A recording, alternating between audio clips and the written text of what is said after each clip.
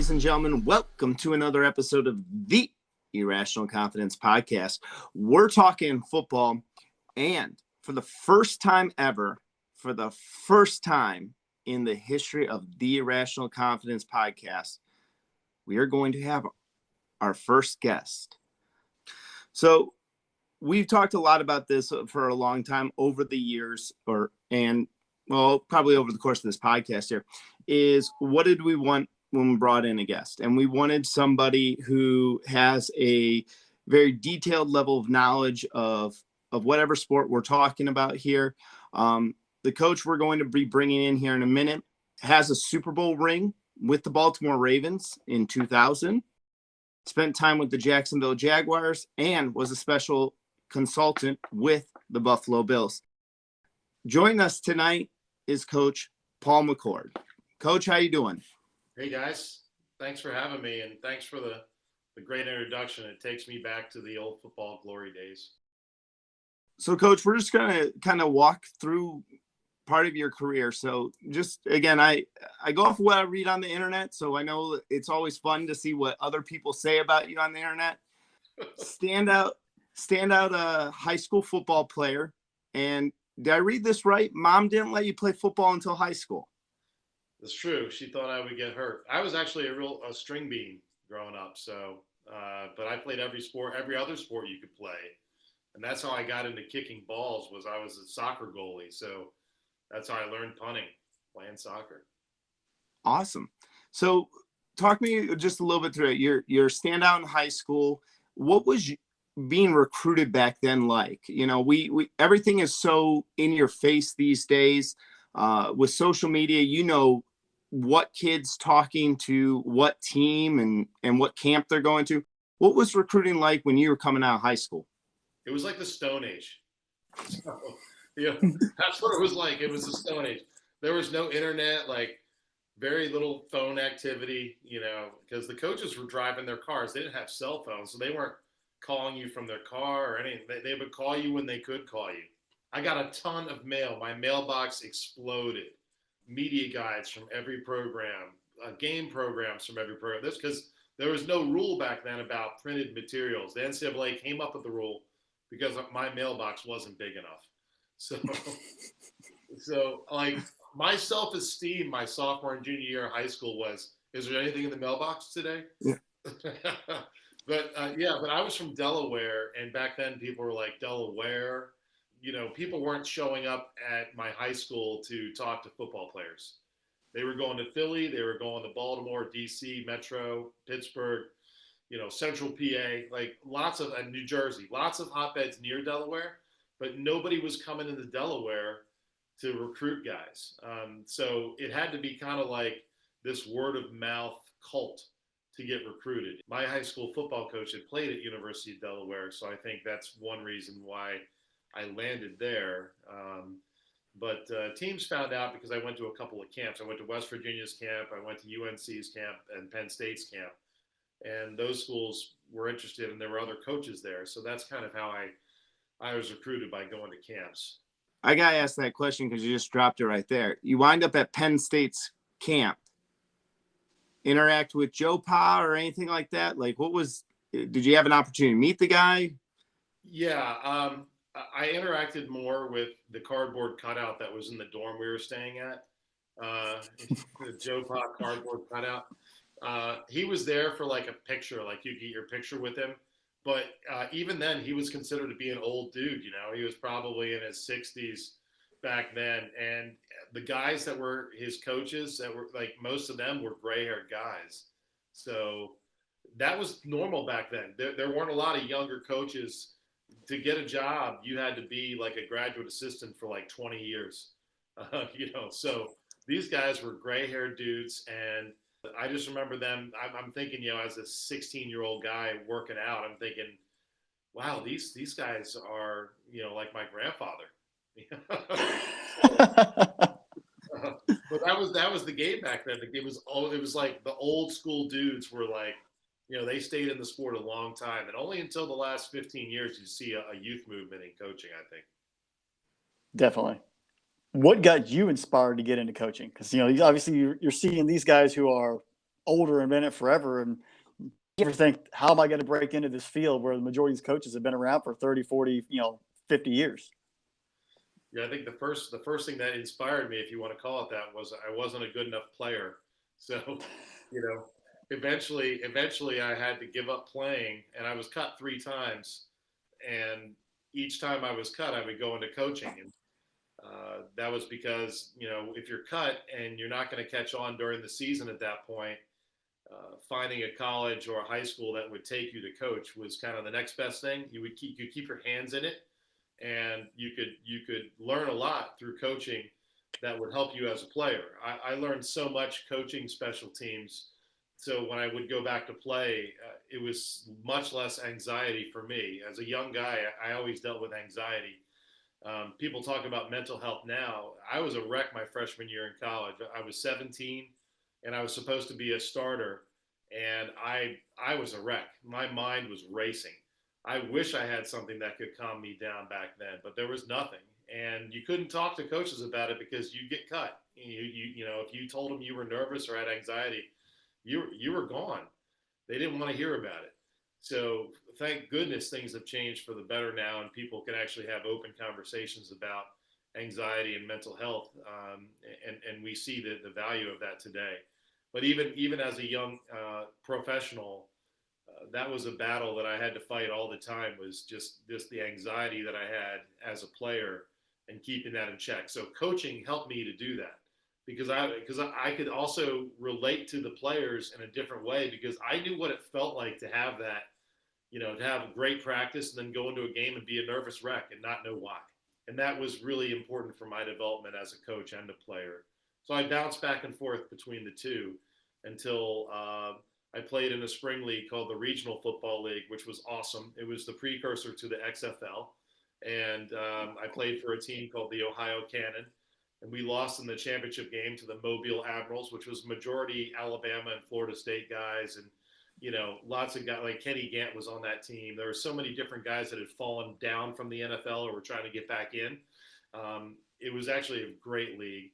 And that got me my last contract with the Ravens. I was just scrapping in a B Pro league, and I got back in. And then when the Ravens let me go, Brian Billick had said to me, "Hey, I noticed how you work with all of our guys, our young guys, especially when you're teaching them on special teams.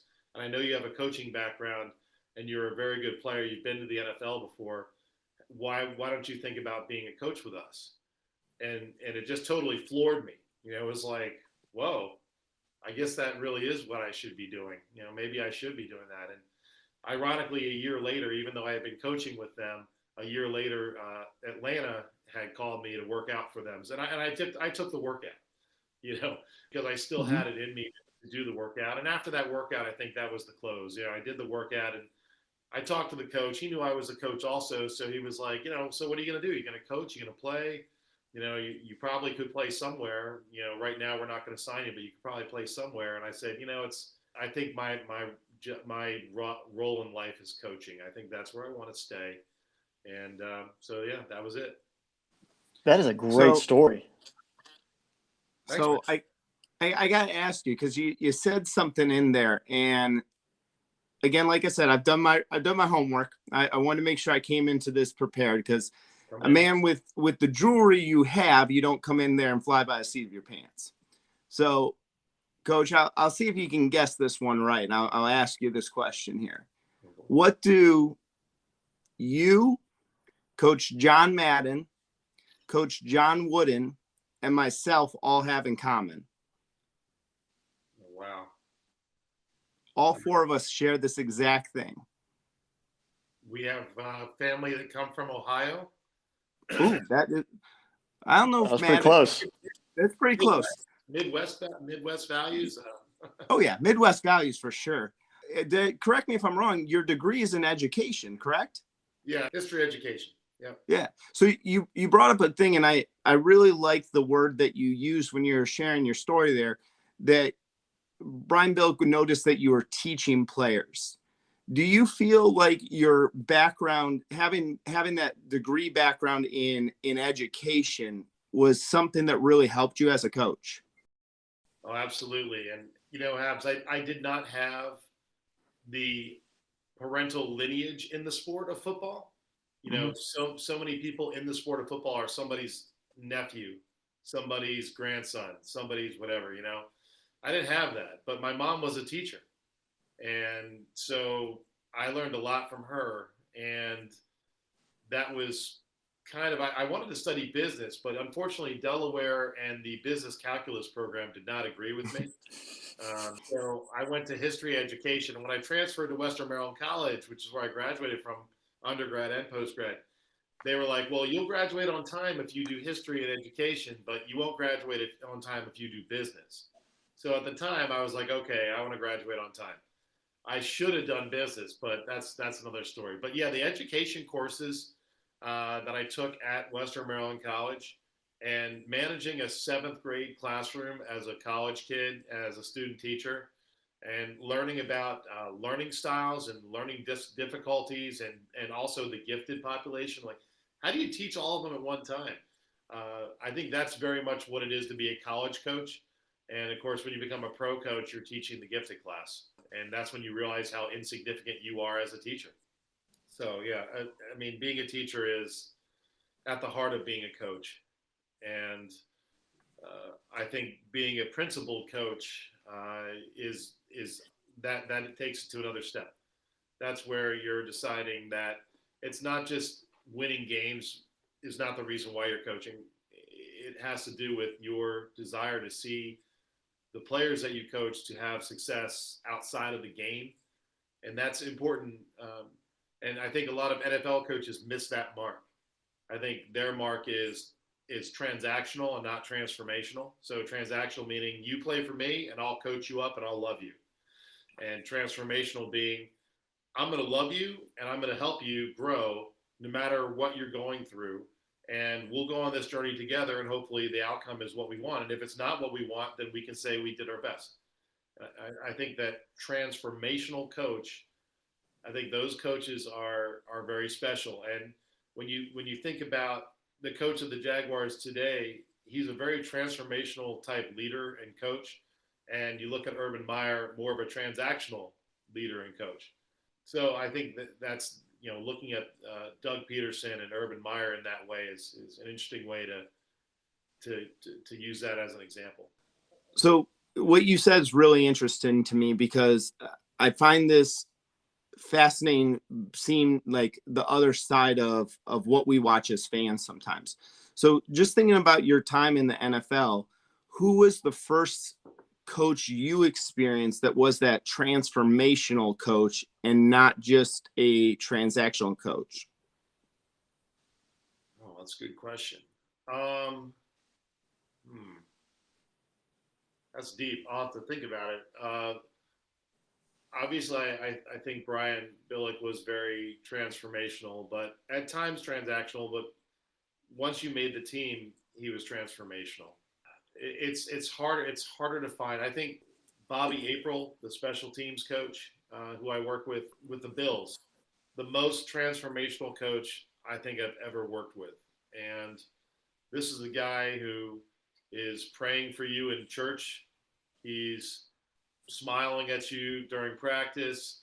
Even when you make a mistake, he's taking the bruise off of your ego and putting it on him. He's taking responsibility.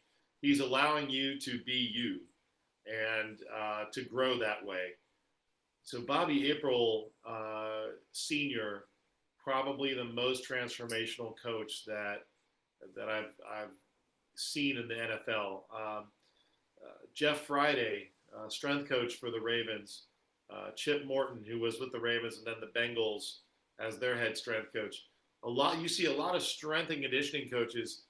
They're transformational. Why? Because they're trying to transform you on the outside, but also they know to get the outside to work, the inside has to work. And so I think that's what makes them. They're not just meathead strength coach. They're really they're performance coaches, and they want the best performance out of you. And how do you get the best out of somebody? Well, you help them transform. You facilitate a transformation. Those would be the guys that I think Marvin Lewis was very much a transformational coach. And he transformed that Bengals franchise. He really did, because they were the pits for probably 5 years in a row. And then Marvin went there and they went to the playoffs a few years later. They never became the team they are now, but he was that bridge between completely irrelevant to possible Super Bowl contender. Like he was the bridge there in that gap.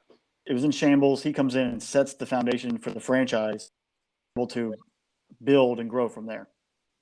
Right. I mean, I think he established their modern culture. I think Marvin established that modern culture. So a young coach could come in like Coach Taylor and already have a culture there, not like a me culture, but a team culture. That team culture was there. The results aren't always good in the NFL, but the team culture was there. That didn't exist before Marvin. So you can see that he's not standing on the shoulders of giants because he's done a lot himself to get that team where it is, but he didn't show up with a cupboard bare organization. You talk about being in the locker room, and correct me if I'm wrong, your first year in the NFL is 95? Yes. Okay, 95 in Dallas. That team is legendary. Like, absolutely one of the I wrote down names here. Like, I had to go through that entire roster. And I got, again, maybe I missed someone here, but Jason Garrett is your third string quarterback on that team. And I almost got him killed in the weight room. Okay, we're going to circle back to that one here in a second. Hold on. I want to hear that story. You got the big names, Troy Aikman, Emmitt Smith, Michael Irvin. You got Dion comes in off of the 49ers who just won the Super Bowl. Yeah. Year prior. You got Leon Lett. You got Charles Haley. You have Larry Brown, Darren Woodson, Darrell Johnson. Am I missing that? I'm trying to think of all of like the who's who of all-time players like that really made Dallas that was on that team. Yeah, Jay Novacek was Novacek, a great tight end. And when he wasn't on the football field, he was working cutting horses. He had an amazing work ethic. He never got tired. And he didn't lift weights. He was a naturally strong dude. Before I even go in and ask what that was like to be in a training camp like this, how do you almost get Jason Garrett killed? So we were lifting partners, and of course, he's from Princeton. So I always used to joke around with him about how he thought he was smarter than the rest of us. But I didn't know. See, I went to Delaware and Western Maryland College. Like, I didn't know there were 100-pound plates.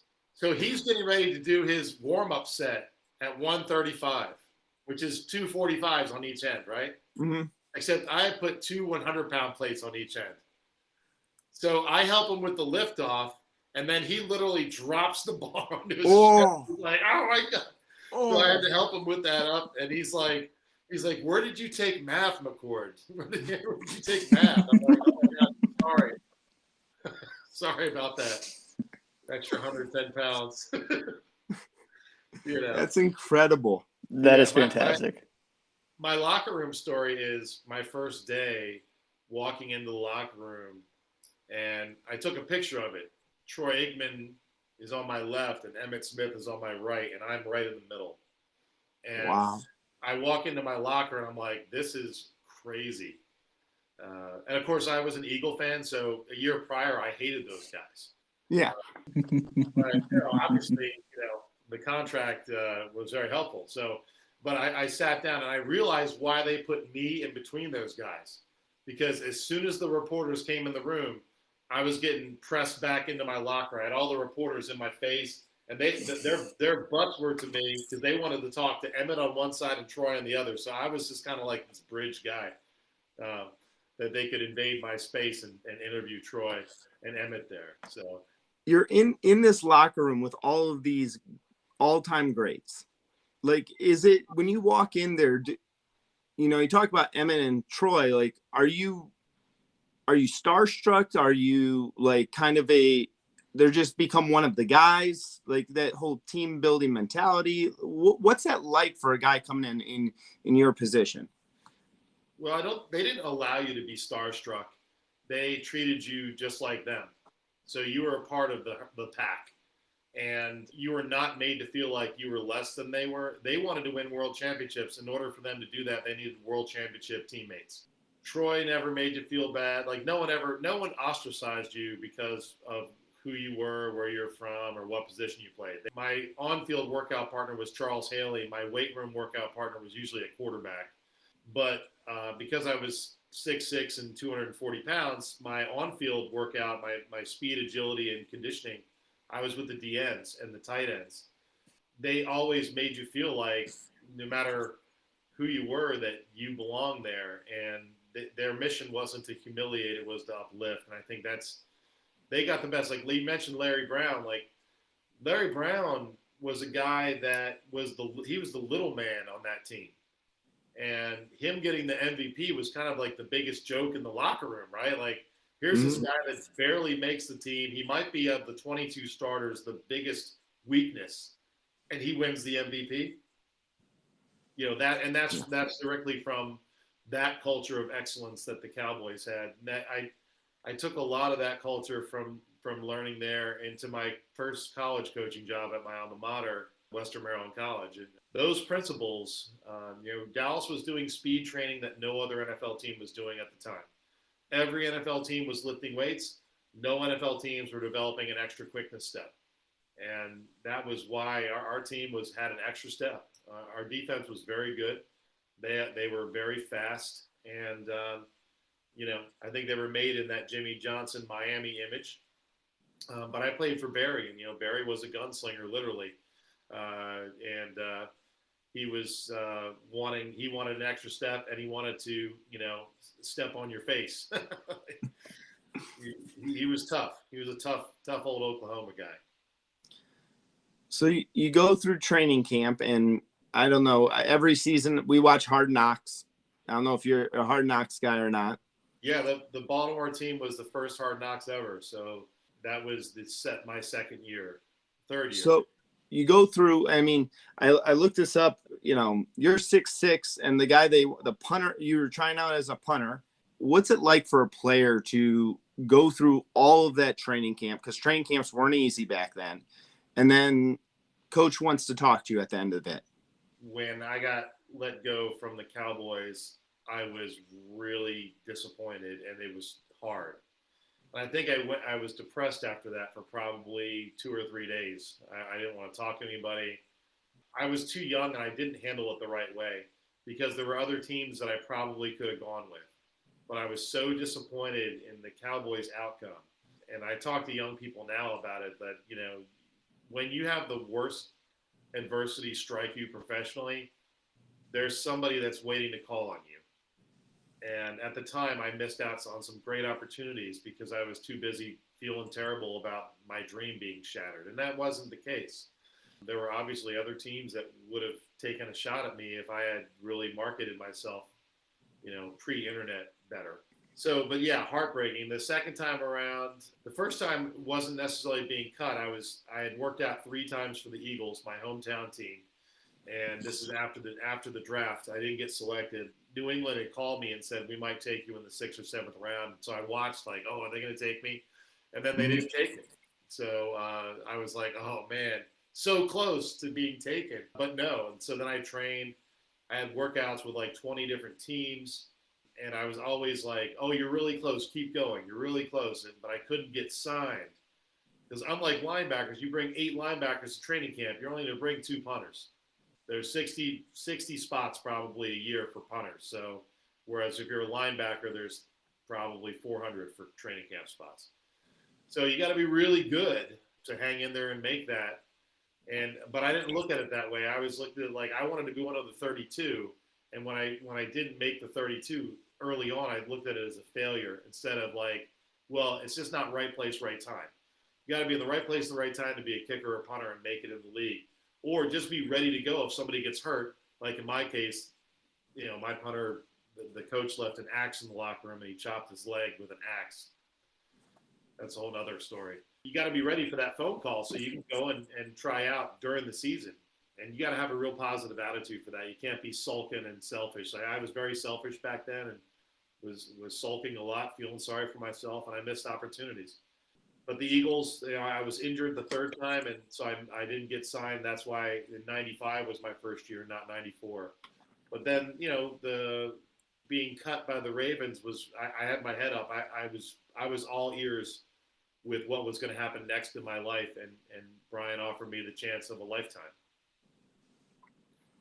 Absolutely. So on the other side of that, as a coach, how is that and having to make that decision or being in that discussion with the coaching staff and the GM? It's heartbreaking as a coach as well, because you know that you can't keep everybody. Now the NFL now has a bigger roster and a bigger practice squad than they did when I was coaching, which is great. You can keep more guys around that deserve that. You don't have to put them on the street, as we used to say. But then there's two different schools of thought with that. Training camp, you're working hard, and I was a special teams coach, so you're working hard with the whole team. You're trying to figure out who's going to make the final roster. And because you kind of have an idea and the coaches tell you who they're going to keep, you train those guys to be your preseason coverage unit, your preseason return units, field goal block. You train these guys. So at the end of training camp, you're hoping that the guys that make the team are the guys you've invested in for 6 weeks in training camp. And I can tell you a couple different stories. With the Bills and with the Ravens, we kept probably 85% of our guys that were training camp investments in time. We taught in training camp. They were prepared for the season.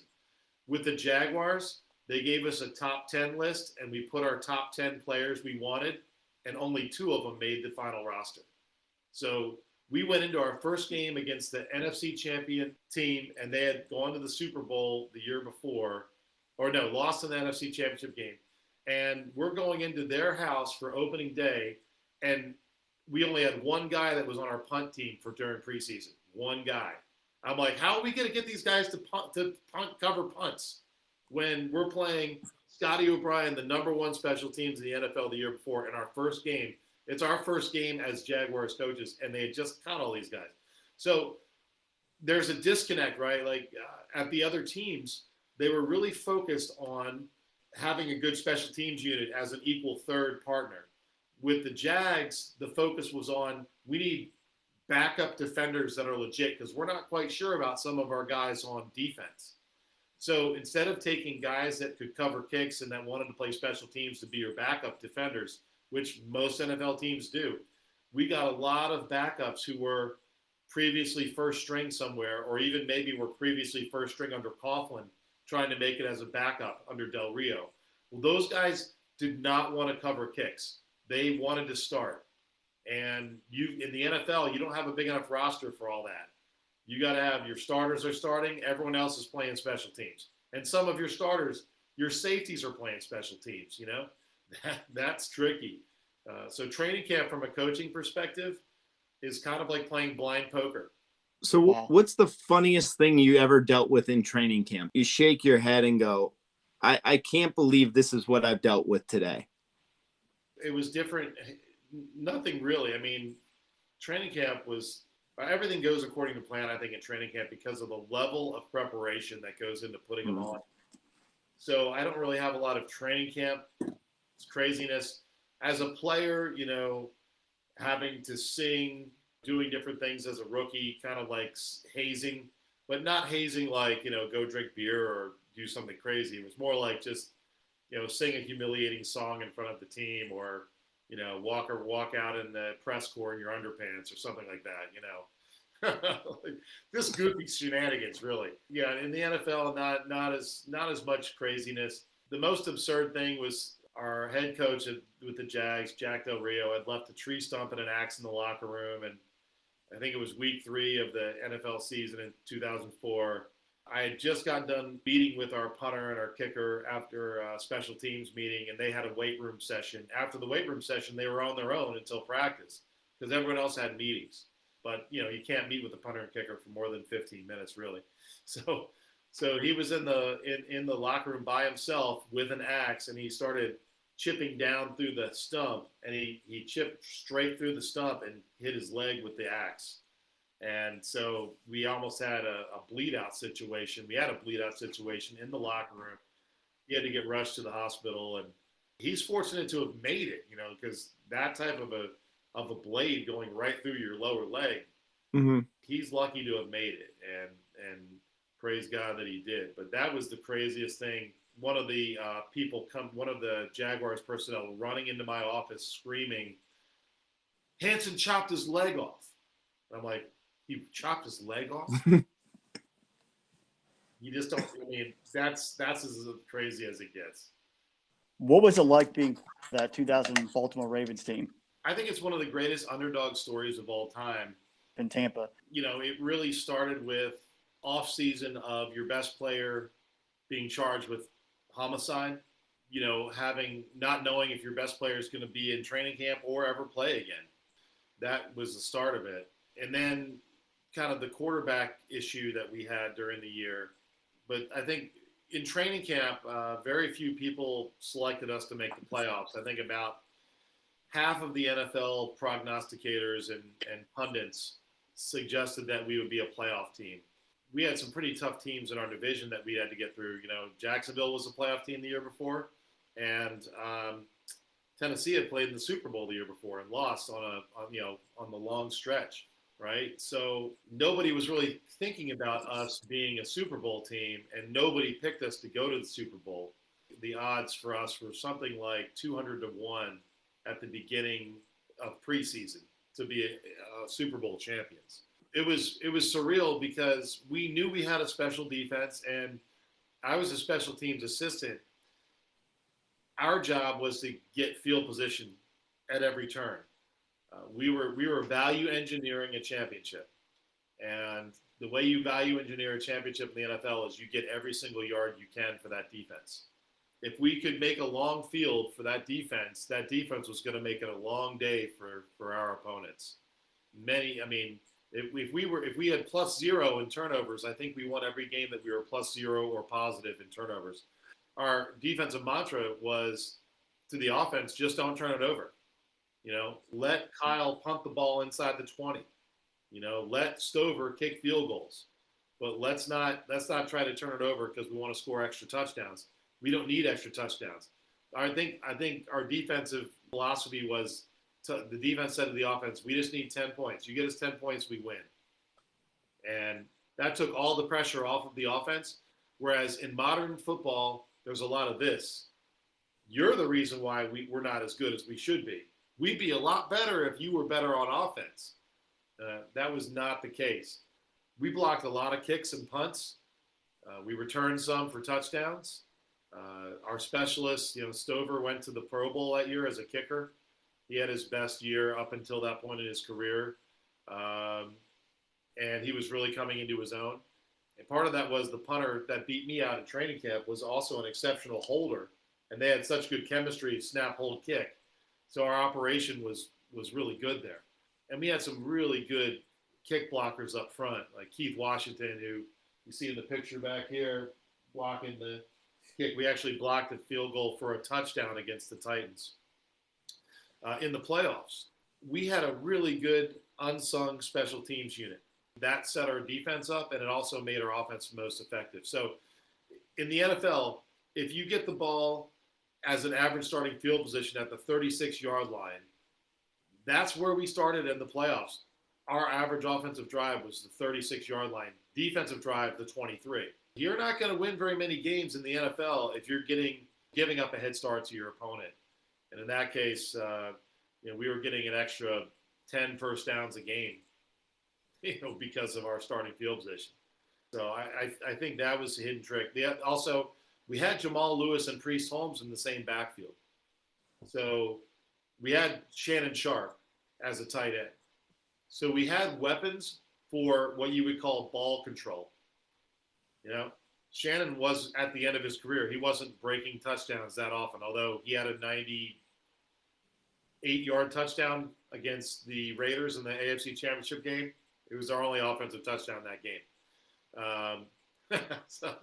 His legs did work there, but that was kind of a big joke because he was an old man and couldn't run anymore. But we had ball control guys, and then Trent Dilfer took over for Tony Banks early in the season. And Tony just turned the ball over too much. That was it. Tony was a better quarterback overall, had a stronger arm, but Trent was a better manager. and didn't commit as many turnovers. Didn't have that many touchdown passes either. I think he was 13 and 13. But the point was he didn't turn it over, and that's what our defense needed, because our defense scored points, our special teams scored points. But I felt like kind of like Forrest Gump. I was just kind of along for that ride, and we never doubted for a second that we were going to win the Super Bowl. Starting probably the last 2 weeks of the regular season, it was like no one's beating us. That was kind of like everyone just believed no one's beating us. So whoever they put in front of us, Denver in the wild card round, they had Shanahan and they had some really good players, and that was the first round game. Well, we beat them. And then the other two opponents, Tennessee was supposed to beat us by a touchdown. We beat them. Then we had to do that on the road. And then going to the road to Oakland, I think we might have been the first or second. Look it up, Habs. We might have been the first or second wild card team to win the Super Bowl up until that point. Yeah, the Tennessee game was really special because the fans were so good at Tennessee. At the beginning of the game, they had the boomsticks and were making so much noise that it's the first time in my life that it was so loud. I heard nothing but like black noise. It was like a hum. I didn't hear anything but a hum. So they did a great job with their fan prep for that game. And they took it down our defense's face on the opening drive and scored a touchdown, something that no one had done all year in the opening drive. They just punched it right in our face. And the defense, I remember them coming off the field saying, that's it. That's all their points they're getting today. They were pretty much right. So you were the third wild card team ever to win a Super Bowl. So the Raiders did it in 80, the Broncos did it in 97, and then Baltimore did it in 2000. I checked it out, and I was real impressed with the change that you guys made from 99 to 2000, especially, being on the special teams.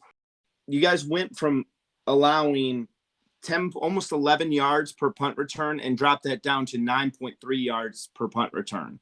What kind of tweaks does a coaching staff make? How do you go and say, this is an area we need to improve? Like, what's that like as a coach that you're seeing that? And is, to me, 2 yards further down the field, it might not sound like a lot, but like you mentioned here, the Super Bowl before, the Tennessee Titans would have loved to have those 2 yards.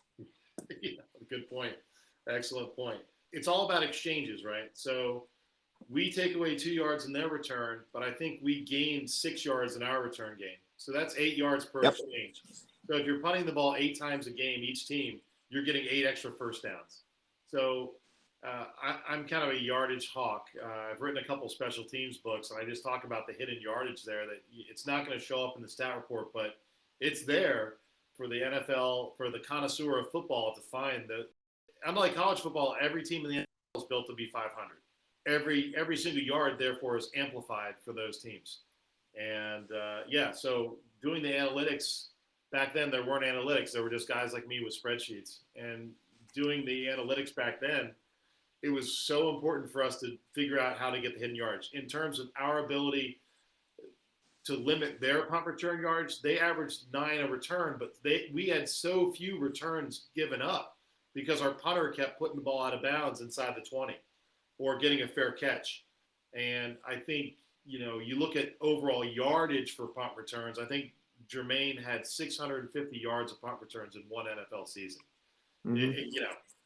That's crazy, right? 650 yards for a punt return guy is insane. So I think the hidden yardage in football is often overlooked, but it shouldn't be. And with all the data analytics and scrutiny out there, every yard of special teams should be looked at very carefully, especially if you're a defensive team. If you have a defensive team, you better have a great special teams unit or you're wasting your defense. Yeah, I even found like Corey Harris, your kick returner, was averaging 23.3 yards a kick return. I mean, if you take a touchback back then, you're moving the ball just out to the 20. You picked up 3 more yards if you let him, even if you're taking out of the goal line. And, half the time these teams might not be kicking into the end zone. So you're definitely gaining yardage there too, I saw. Yeah, and he got a lot of returns because nobody wanted to kick the ball to Jermaine Lewis. So he was our starting safety. Mm-hmm. That was again the culture that Brian Billick had, where if you were the best player for special teams, we needed you to play, and the players embraced the role. So Corey, as a starting safety, the guy would return kicks too, and he knew he was getting the ball because people didn't want to kick it to Jermaine. In the Super Bowl, we kind of forced New York to kick it to Jermaine. That's a different story altogether. But when he had the ball in his hands, he was always a threat to score. So I got to ask this question here. You're week 9, you're 5-4, you're coming off a loss to Pittsburgh. Uh-huh. It's the last loss of your entire season. Mm-hmm. You rattle off 11 straight wins. You know, in college, and, you know, a lot of people listening to this, there's a level of pressure that comes in on that. Like, it's almost like that perfect game where no one talks to the pitcher during the perfect game. What's an NFL locker room, and especially just think about what that 2000 Ravens team was like when you're on such a heater like that. What's it like? Are they nervous? Or are we like, oh my gosh, we pulled off 7 in a row? Or is it just one game at a time? You know, I'll tell you this. I don't remember keeping track of how many games we had won in a row. Wow. I was just thinking forward, like, oh, this next game, we're going to win this game, you know. And I wasn't thinking 2 rounds forward or next week. It was just the next game. It was like, oh, we got these guys. We got these guys. And it was, I think Mike Tyson had a phrase back then that everybody has a plan until they get punched in the mouth. Mm-hmm. And that was our defensive philosophy was, oh, yeah, you think you have a game plan and you think you can run with us until you show up on game day and you actually see how fast Ray Lewis goes from sideline to sideline. That is ridiculous. He's faster than the tailbacks. And he's going to bring a world of hurt to you. And you know, you can't prepare for that. You can think you can. Oh, we'll just send a tackle to cover up Ray because he's not a big guy. But Ray is 2 steps ahead of your tackle, and then he's obliterating your back. You know, but we just had that feeling that every single game we just had a plan that was going to work, and the other team's plans were not going to work. They were going to run into the brick wall, and after they realized what they had to do to win, they weren't going to be willing to do it. You would have to be superhuman to upset that defense. From an offensive standpoint, I think it was all about strategy and game management. And Brian, as much of a masterful passing game coordinator as Brian is, he recognized that on this team, it was game management. And Trent Dilfer was a good game management guy. He was a game manager. The cool thing, Habs, if you look at the last loss we had, if you count the 5 games there, that 5-game stretch, we didn't score an offensive touchdown in 5 games. And the funny thing is we won 2 of those 5 games without scoring any offensive touchdowns. Like, you know, and the games we didn't score offensive touchdowns, we were still in the game. Like, we weren't getting beat up. Like, think of it. Like, if I told you your team this year, Fresh, is not going to score offensive touchdowns for 5 straight games, what's their record going to be? You know, 0-5. And you'll probably be embarrassed too, right? Like, some teams are going to embarrass you because you're not scoring offensive touchdowns. But we weren't embarrassed by anybody during that stretch. And I think it was kind of like a reckoning for our team. And again, nobody pointed fingers. That's to their credit. The defense looked at it like, we're a good enough defense. You get us 10 points, we win the game. That's a sign of great leadership right there. Is we want the responsibility to win this game. We're ready for the responsibility to win the game. Yeah, kind of along those same lines. How is the game from now? I mean, it's scary to think that it was 22 years ago, but how has that game changed over the past 2 decades? I think coaching diversity has changed. And by diversity, I don't just mean ethnic diversity. I mean age. I think you have a lot of younger minds in the game. You have a lot more creativity in the game than we had 23 years ago, especially on the offensive end. And you look at what John Harbaugh has done with the RPO game and Lamar Jackson, and you think of like different types of players. Well, where would Tim Tebow have been if they had RPOs back when he was in Denver? But they weren't going to put it in for him, right? But he was the RPO guy in college, one of the first ones that was really strong in the gun. But I think there's a lot more diversity there of thought, creativity, certainly ethnic background, and I also believe that there's a convergence between that creativity and data analytics. Every team has 3 or 4 guys, and all they do is crunch numbers. And I used to do the same thing, but again, it wasn't data analytics back then. It was really just observational scouting.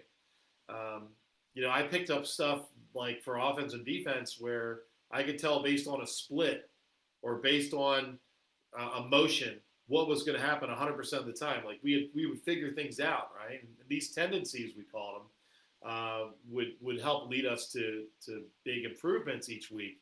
And then we scattered our own tendencies so we could break our own tendencies.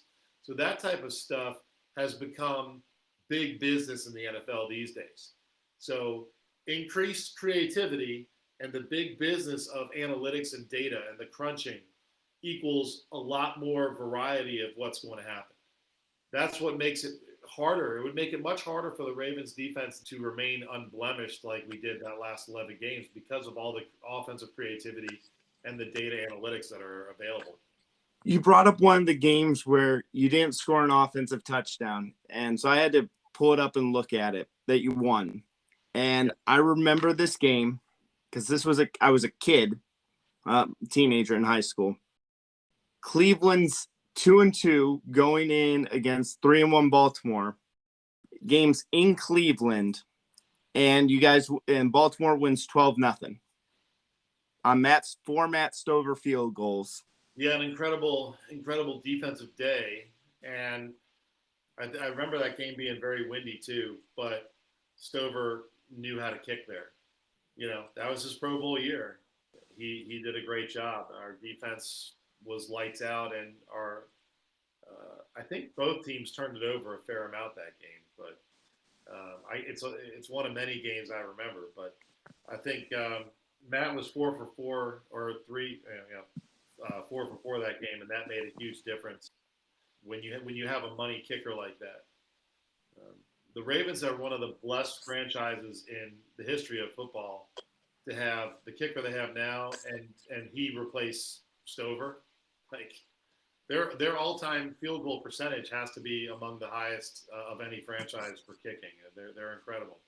John Harbaugh is a special teams coach at heart, and I've known Harbs for many years, but his daughter is actually a lacrosse player. I recruited her to try to get her to go to JU. She went to Notre Dame, but she's a very good lacrosse player as well. Being in that lacrosse community. Yeah, Marvin Lewis's son was a lacrosse player. There's a lot of coaches' kids that people ask me, is LJ going to be a football player? My son, I'm like, I don't know. He could be a mathlete. If he plays lacrosse, great. If he plays football, great. Right now, he thinks he's going to play in the NBA. So, God bless him. He's 7. Get the height. We'll be okay.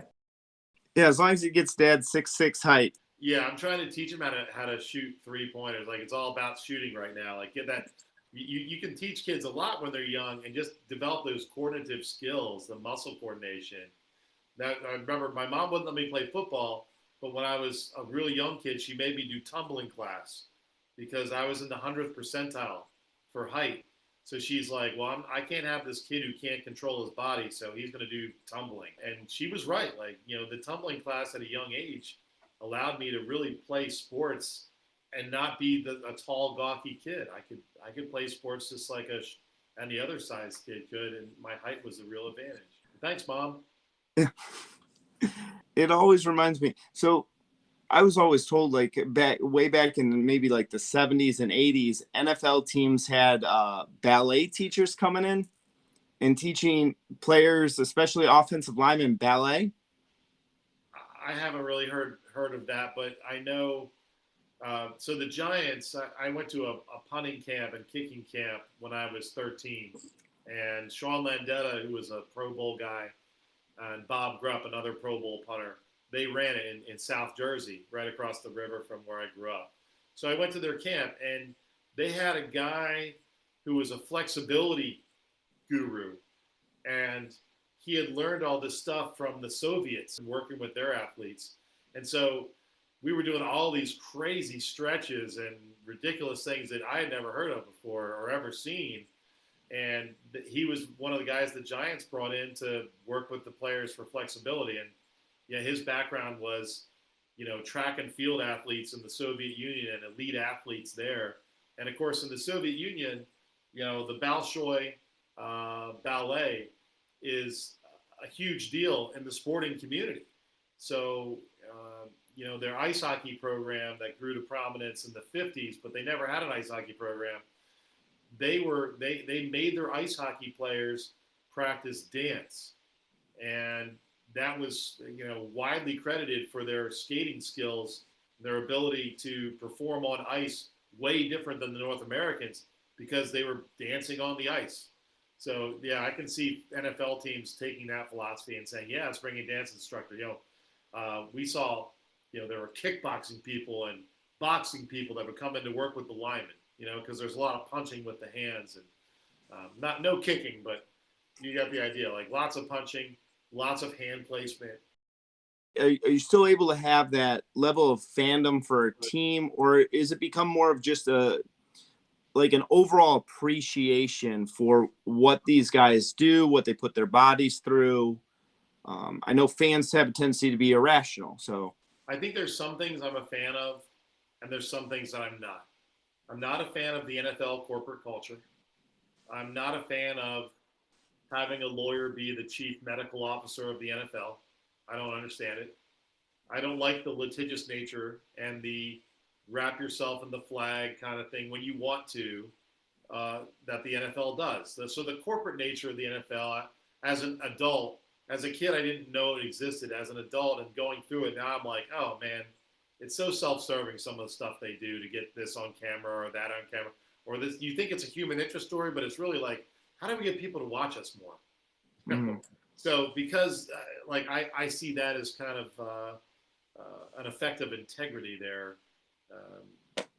Is it community-based, or are they doing everything for ratings, everything for that? And so that corporate nature I don't like. But the teams I like, and the stories and the underdog stories that are out there, I love. And I talk to my son a lot about teams because he likes different teams. And he's like, Daddy, do you not like the Jaguars because they fired you? I'm like, well, if I didn't like all the NFL teams that fired me, I wouldn't turn on the TV on Sunday. So, yeah, I want the Jaguars to do well because I live in Jacksonville and I want them to do well. I don't dislike them. That was 20 years ago. So I want them to do well. I want to see the Ravens do well. The Ravens culture still, to this day, the people in Baltimore treat me so great, and the organization treats me well. John Harbaugh treats me great. It's always going to be family for me, and that shared experience we have. So. The Cowboys, that's similar, but they're more distant, and that was a real long time ago to me. And the Bills, that was a 3-year consulting job. But those 4 teams are the teams that I'm kind of like, okay, who's going to make the playoffs out of my 4 teams? And the Eagles. I grew up an Eagle fan, so out of 5th team, right? Mm-hmm. So when I'll crow about something the Eagles do, and then I'll talk about the Ravens or something. And people will call me out like, oh, how can you like the Eagles and the Cowboys? And I'm like, well, there's this thing, I shouldn't really like the Cowboys and the Eagles, but I have to, that's part of my history. So, yeah, I'd say those 5 teams, I'm interested in what's going on, who's going to make the team, what's their pass game look like, what are their special teams, what's their defense, what are their coordinators doing that's innovative? I love that kind of stuff. So, yeah, from that standpoint, I'm a fan and I follow the game. I have a lot of friends in scouting still. So, when I see a guy that I like in college, I'll text those guys and be like, hey, you got to look at this kid. I've been doing that a lot for Calvin Turner, who was a JU player, their last quarterback before they disbanded the program. I will bet any NFL team that signs him, he'll make their practice squad, at least. With the interest in scouting, just out of I take it you watched the whole first round of the NFL draft. Anyone that maybe it's not like everyone's parodying Mel Kiper or Todd McShay or whoever else is out there doing that. Anyone that when you watched with your own two eyes, you're like, that kid's a player. Like right there, he's got what it's going to take. The scouts all felt the same way about Georgia's defense. Georgia's defense, when I watched their team last year, I felt like I was watching an NFL team play college teams. There was such a discrepancy between how they play defense and the quality of their players and athletes and everybody else's offense. It was boys to men,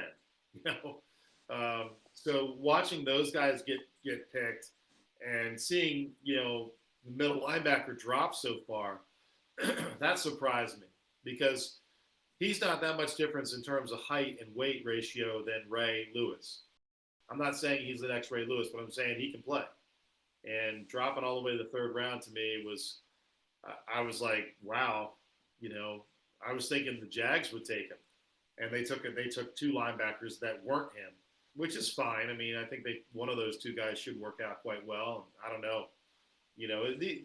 With rookies, the Cowboys had done a lot of math on rookies. And what they found was if you weren't drafted in the first two rounds, you had about the same opportunity to make their team as if you were a free agent or if you were drafted late.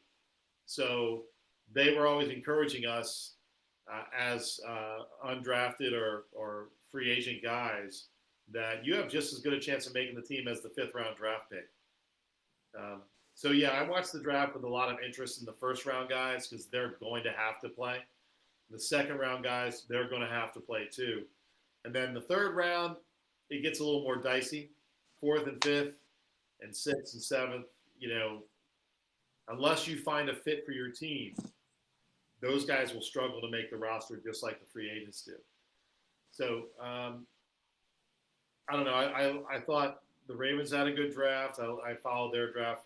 I think they did a good job of trading back at times, and I think the Jags did a good job of trading up at times. Like they had too many picks, right? Like if you're a rebuilding team, and you're a rebuilding team again this year, they were rebuilding last year. They brought in a heck of a lot of new young talent last year. If you're going to do that again this year, you're not going to move the needle.